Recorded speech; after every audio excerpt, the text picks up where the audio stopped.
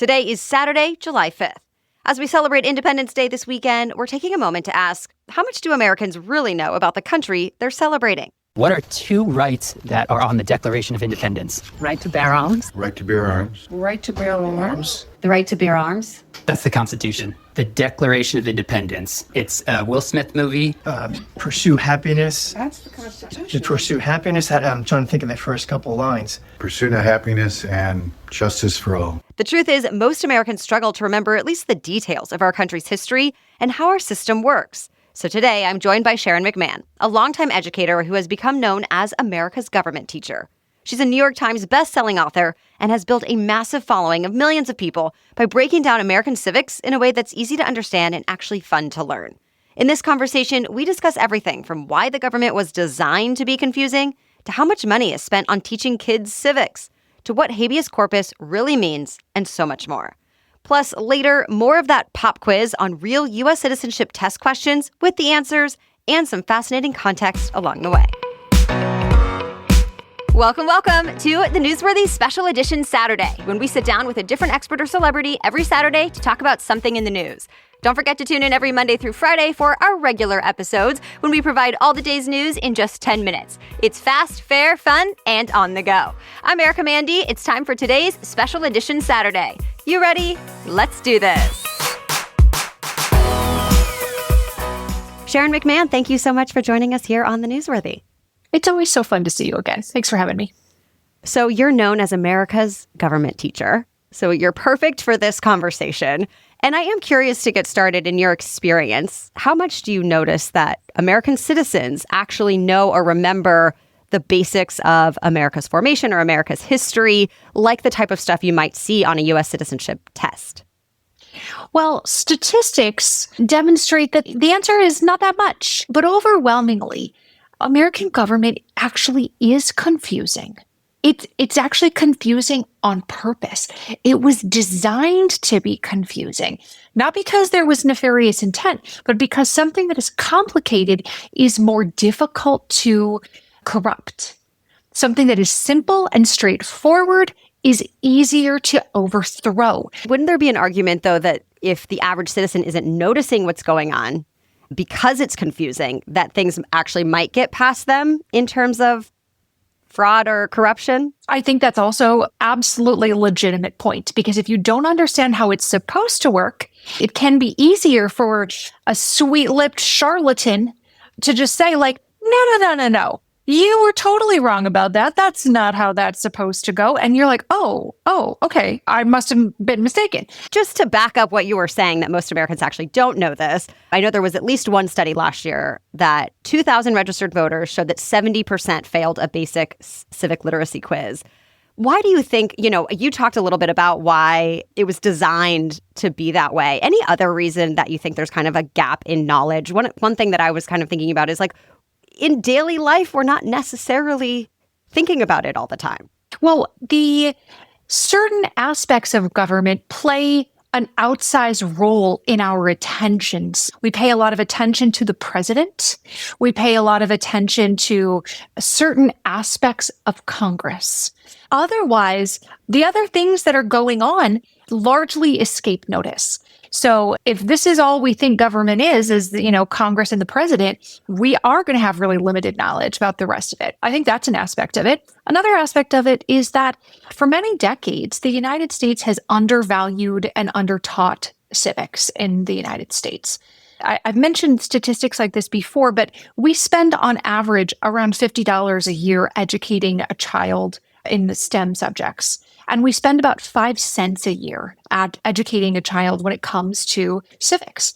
There are many, many, many Americans who are adult voters today, or at least eligible voters today, who graduated from high school having taken 0 civics classes. It was not a graduation requirement.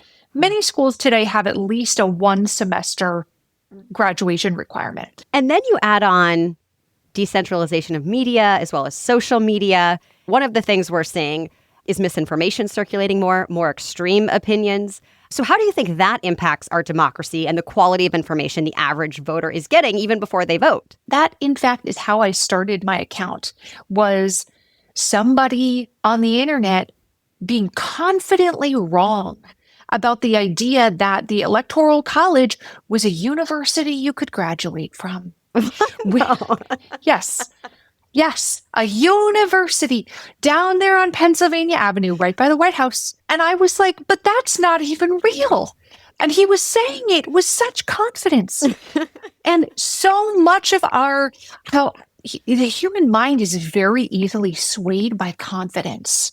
I mean, does that worry you that people who are making decisions for the country through democracy, through voting, are maybe getting the wrong information? Yeah, I think it's very concerning. We've seen evidence of it. There are members of Congress today, in office today, who cannot name the three branches of government. And I don't say that hyperbolically. I mean, literally on TV, they've been trying to make a point, being like, well, the three branches, blah, blah, blah, blah, blah, blah, and blah, blah, blah. And they have named the incorrect branches. And they are, in fact, in Congress, in charge of one of the branches of government. Let's talk about a couple of the longstanding principles that have been especially relevant in recent news. I know one that you've talked about on your platforms to explain and talk about why it's important is habeas corpus. So can you talk about, how that's shown up in the news lately and what are some of the basics that people need to know about it? Well, habeas corpus is a concept under this broader umbrella of due process. Habeas corpus is the right to challenge your detention in court. Imagine, for example, let's say you go on vacation to Switzerland and you are arrested in Switzerland and you are put in a prison there and you say, excuse me, what am I being charged with? What have I done wrong? And the prison guards are like, guess you'll never know. You're here forever. And you're like, I don't have a lawyer. I haven't seen a judge. What am I being accused of? That all seems very antithetical to the way our system is meant to work. And again, as I mentioned, it's part of due process, which is something that the framers of the Constitution strongly believed in. They strongly believed in due process because, again, they were coming from, a tyrant. They were coming from being ruled by a crazy king who just enacted rules on a whim, who was punitive and who didn't have, rhyme or reason to why things were always being done.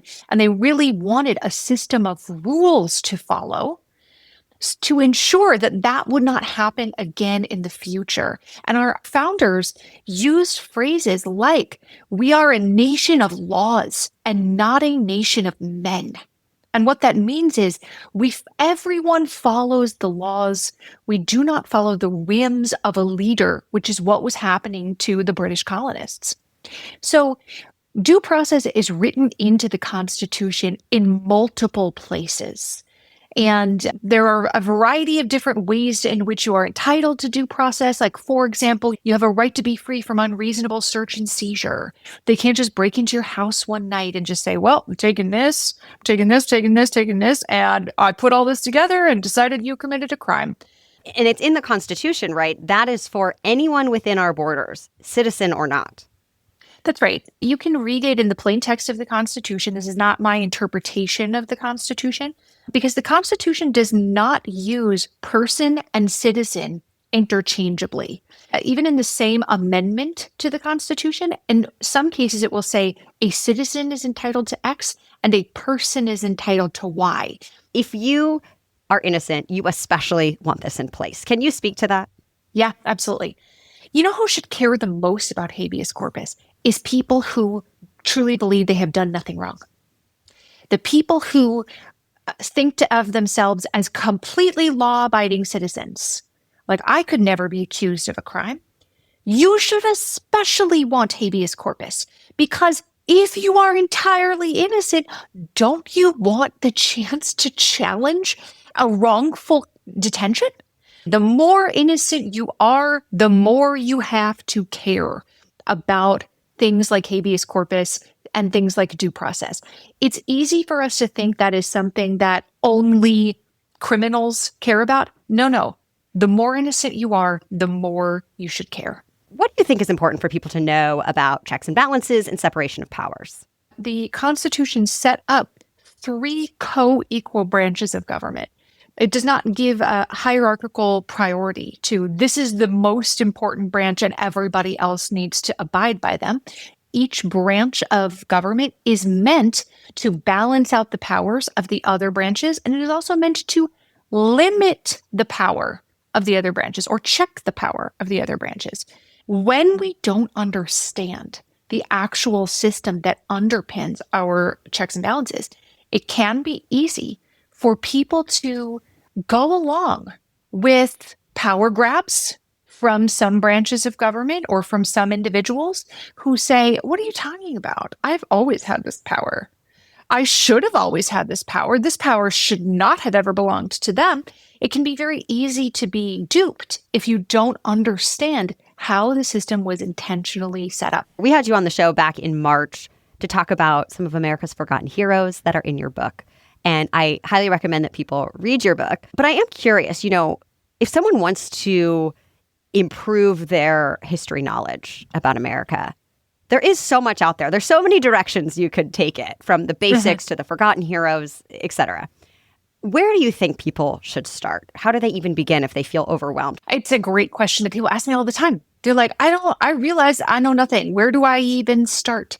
The good news is there's no wrong answer. That's the good news. There isn't a wrong answer. Pick a subject. I would say pick a subject that interests you. The thing that I really love about history is how interconnected it is. And I always think about those sort of moments where I find a character that exists in more than one historic narrative, like, oh, interesting. So Ida B. Wells was very influential in women's suffrage, but she was also a newspaper reporter. She was also like an investigative journalist investigating lynchings around the country. And she was a working mom who insisted on bringing her baby with her on the train as she traveled around the country doing public speaking. She's a very in-demand public speaker. And she talked about how she's just like nursing her baby on the train, and she would have arrangements for a caregiver at each location of the stop. She would greet the caregiver, hand her baby off, and then she'd give her speech and take the baby back. So the thing I love about history is that you could learn about Ida Wells, just her own biography. You could learn about how the intersection of Ida Wells and the NAACP or women's suffrage or investigative journalism or working motherhood. All of these things are different and interesting ways that you can connect history in your mind. So pick a topic that interests you and ask your local librarian or go on the internet and read some reviews for a book that looks like it might be interesting. I love that. For anybody who thinks history is boring, you just proved them wrong.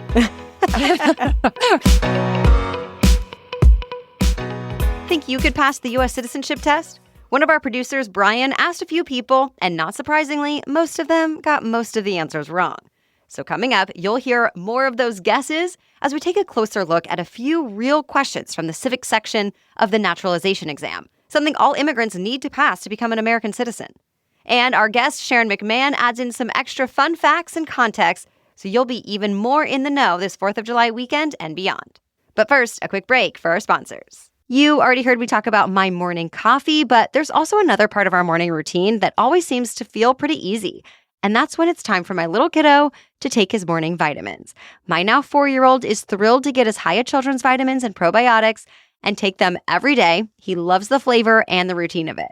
I don't think there's anything else that has consistently gotten a happy yes from him every time for 2 years now.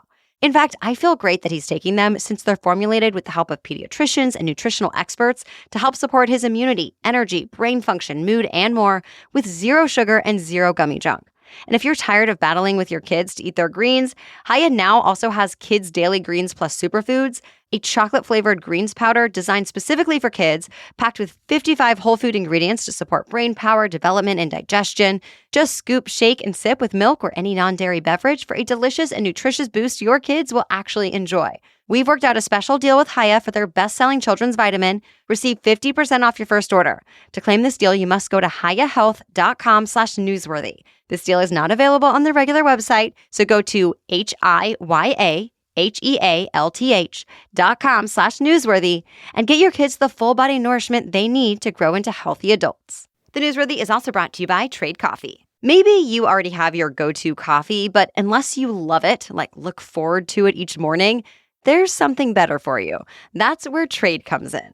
They introduce you to new, freshly roasted coffees that are next level good. Once you experience the excitement of getting that new coffee in the mail and the joy of tasting that perfect cup in the morning, there's no going back. And actually, Trade's prices are on par with grocery store brands, yet you're getting superb quality. Plus, you're supporting local roasters, so it's a win-win. Right now, my husband and I are really enjoying a blend from Panther Coffee with tasting notes described as creamy and chocolatey, with hints of sweet black cherry and ripe coffee fruit, finishing with a touch of fresh sugarcane. All I really know is that it's delicious. Oh, and if you're headed out on summer vacation, don't worry. Trade's subscription has lots of flexibility. You can pause or shift delivery while you're away and then resume when you're home, ensuring you'll come home to great coffee. Right now, Trade is exclusively offering our listeners 50% off your 1-month trial. That's half off at drinktrade.com/newsworthy. That's drinktrade, TRADE.com/newsworthy for 50% off your 1-month trial. drinktrade.com/newsworthy. How many amendments are there to the Constitution? I should know this. 28? I'm going with 26. 21? If both the president and vice president can no longer serve, who becomes president? Speaker of our Senate? The Speaker of the House or something? Whoever Brumfield was, Secretary of Defense. Designated. Survivor? We elect senators for how many years? 2 years. 2 years. 4 years? 4. Who is one of your state senators now? You're from California. I have no idea. Don't do this to me. Gavin Newsom. That's the governor. It's not Gavin Newsom. It's not Barbara Boxer. I don't know. So I'm going to say Senator Wilson and Senator McGovern. Not close, but good names. I think it's interesting to see, like, what do you know? Like, people listening can quiz themselves on a few of the questions that are on a U.S. citizenship test. And we can talk and add some context to that. So let's go through just a handful of those questions. So first, how many amendments does the Constitution have? The answer is 27. But, you know, the reality is we only talk about, similar to what we were saying earlier, is there's only a handful that get talked about a lot. So it's understandable if people don't realize there's actually 27. Yeah, we certainly talk a lot about the First Amendment. We certainly talk a lot about the Second Amendment. And then we talk a lot about the 14th Amendment. Those are the three that really get like the most attention. The 14th Amendment is where we have things like due process and equal protection of the law. And of course, everybody knows what the First and Second Amendments are. And it's fair, but it is also interesting to note that we have not amended the Constitution since the 1990s. It has been a very long time since we have done any updating. And I think actually most Americans, I would put the estimates at more than 80%, who would agree with the statement that we need to amend or update the Constitution in some way. They might disagree on in what way that should be, but most people feel like it's time to like add some more stuff or like make some more changes to the Constitution. And to be clear, what is the process to do that? There's two ways to change the Constitution. One we have used for nearly, that's exclusively what we've used. And the other one we've never used. The only way we've ever used to amend the Constitution is to pass through both houses of Congress with 2/3 majority, an amendment, and then send that amendment to the states. And 3/4 of the state legislatures have to agree to ratify that amendment. They have to agree to add that to the Constitution. And then once that happens, it's sent to the archivist of the United States, who then actually physically adds it to the document of the Constitution. We maintain an actual paper copy. And of course, we have digital copies. But it's their job to actually add it to the document itself. That's the way we've always used. There were a few changes post-Civil War, a few adjustments because the country was thrown into chaos, but that's the gist. The other way is via a convention of states in which enough state legislatures can get together. They can call for a constitutional convention, and at the constitutional convention, they can advocate and pass more amendments. Now, 3/4 of the states would still have to ratify those amendments, but we've never had a convention of states. So we know the Bill of Rights is part of the Constitution. It's the first 10 amendments. And we have a separate document called the Declaration of Independence. What are two of the rights in the Declaration of Independence? First of all, do you want a little fun fact? Of course. About the Declaration of Independence? Yes, please. There is a substantial amount of historic evidence that Thomas Jefferson plagiarized large portions of the Declaration of Independence. Oh, wow. Plagiarized them from a document called the Mecklenburg Declaration, which was written well before the actual Dear John letter that we sent to King George III saying, we don't like you anymore, goodbye. That was written well before then. A lot of the language is actually the same.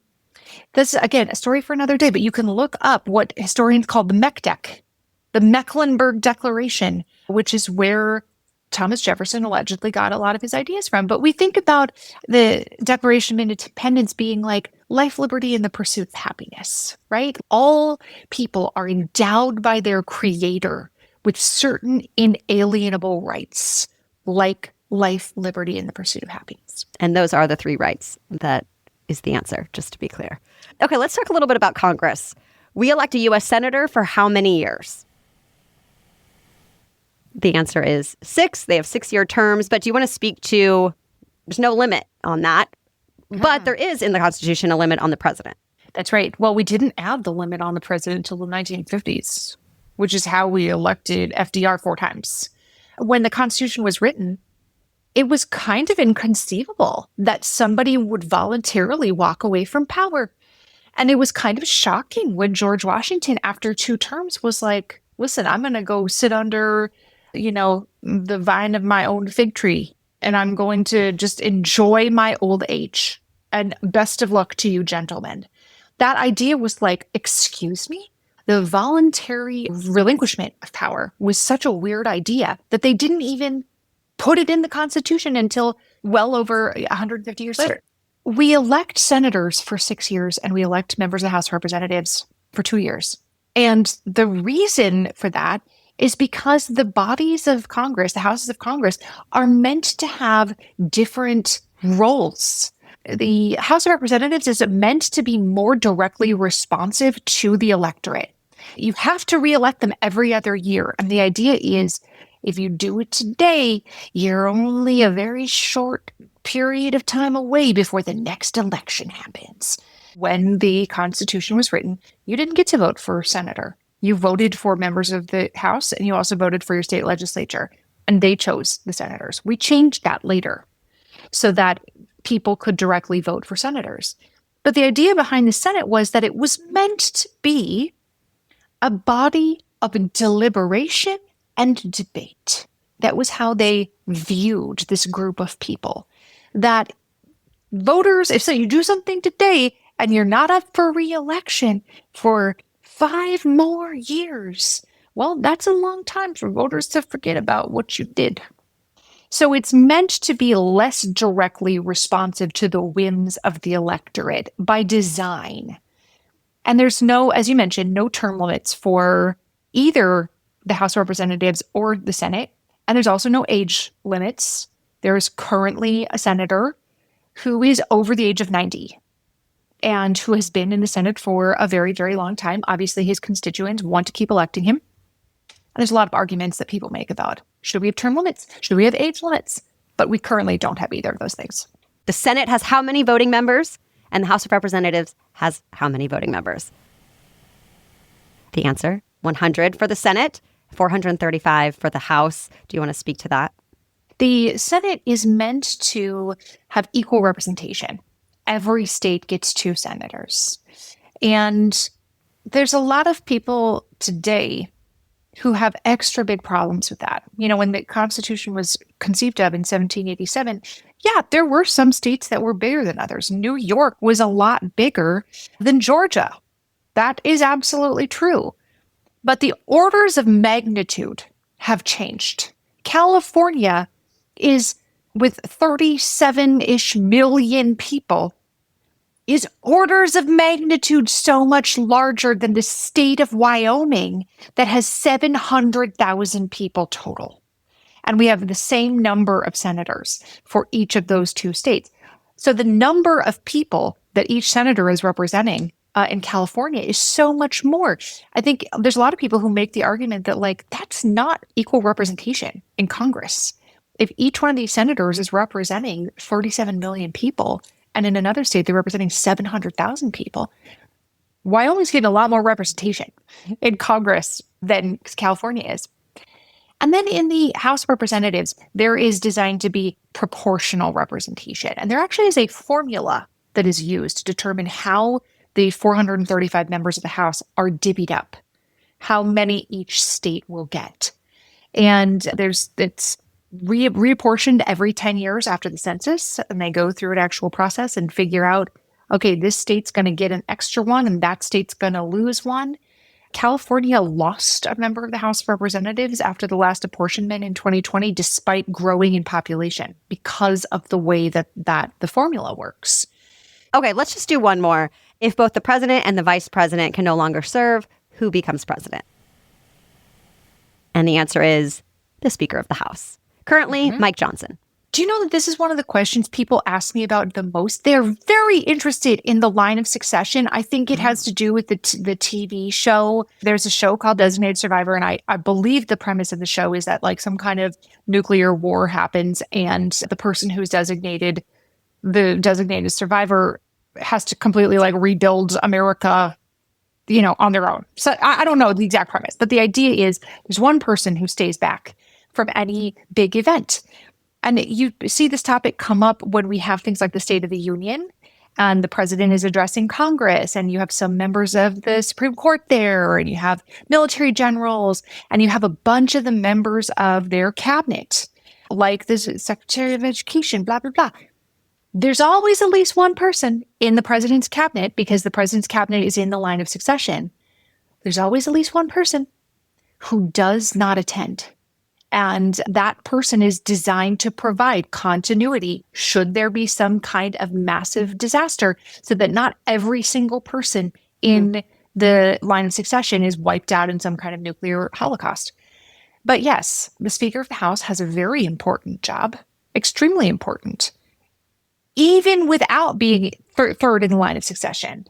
Even without that, I can tell you that the government takes a lot of pains to try to keep the president and the vice president away from each other. And I don't mean like in terms of cabinet hearings or meetings in the White House, which is a very secure facility, but they do not travel on the same plane.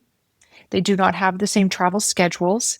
It's not that common for them to make public appearances at the same time. There are certainly exceptions. An inauguration, for example, there are exceptions to that. But it is often prioritized that the vice president appear somewhere else when the president is over here, just in case something happens to the president.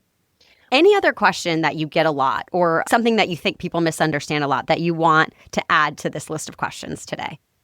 Well, I think this is not a citizenship question, but I think this is interesting that a lot of people don't know, which is that the Constitution makes no provisions whatsoever for the First Lady. And the First Lady is a completely unpaid full-time job. If you think about how much work goes into being a good First Lady, some First Ladies put a lot more work into it than others. They really relished the role. We think about like Eleanor Roosevelt, who's very, very involved First Lady, traveling all over the world. Her children were fighting in World War II. And so she's very interested in how World War II is going to turn out. But there's absolutely no pay or legal obligation for the First Lady to do anything, but we actually have a lot of maybe even unwritten or unspoken expectations for what a modern First Lady should be doing. They need to be a fashion icon, first of all. They need to look good, because what are you wearing to that inauguration? We're going to dissect that out. What's up with your coat or your hat or whatever it is? We're going to talk about you. And it'll be interesting to see if things change when there are first gentlemen. Yes. Are they going to be hosting the Christmas parties? Can we talk about their clothes? Yeah, exactly. And now, which suit is this? Oh, Ralph Lauren. Fascinating. I just don't care about men's suits, but I care a lot more about your high heels. I just do. Yep. Final thought or takeaway this 4th of July weekend? Two things can be true at one time. You can both feel pride for your country. You can be proud to be an American. You can love being an American. And also, you can want America to change for the better. They're not mutually exclusive ideas. That's it for this special Independence Day episode. We hope you learned something new today, or at least got a little refresher on the rights and rules that make our democracy work. Big thanks to Sharon McMahon for breaking it all down. Be sure to sign up for her Substack, where you can get the preamble dedicated to nonpartisan political insights. Her best-selling debut book is called The Small and the Mighty, and she's always offering insights on her Instagram at Sharon Says So. Find it all at SharonMcMahon.com, and of course, we'll link to all of that in today's episode notes on our website, thenewsworthy.com. If you found this episode valuable and worth the listen, please consider sharing it with a friend. We always appreciate you spreading the word. And join us again next week. We provide all the day's news in about 10 minutes every weekday with our signature fast, fair, fun style. So, of course, we'll be back on Monday with the latest news to know. Until then, have a great rest of your holiday weekend.